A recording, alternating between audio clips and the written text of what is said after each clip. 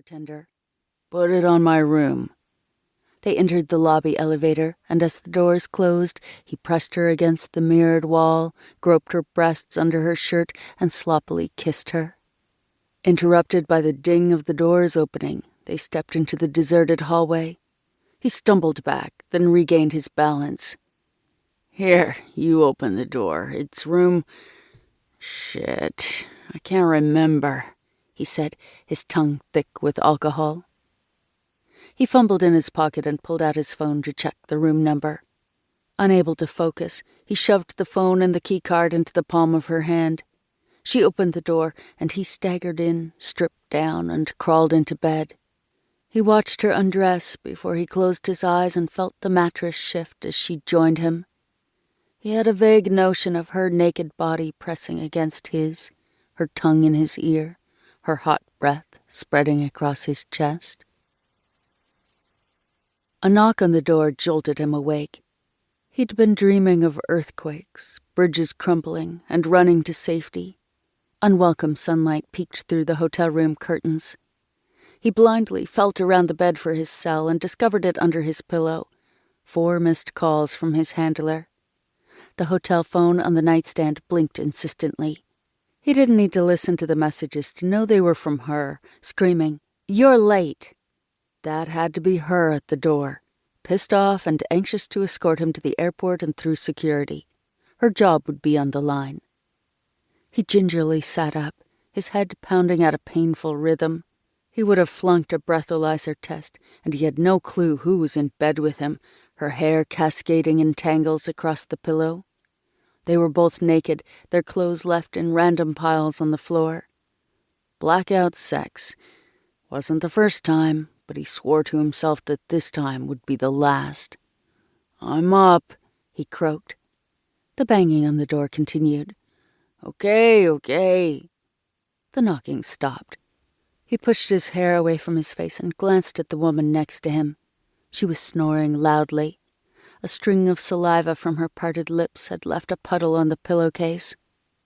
That familiar blend of disgust and regret made its way to the sober part of his brain. He sat up on the edge of the bed and felt the bristle of the hotel carpet on his bare feet as he lit a cigarette, inhaled deeply, and felt better for that fraction of a second as the nicotine shot through his bloodstream. He smelled like shit. Chain smoking, fast food, dried sweat, and sex.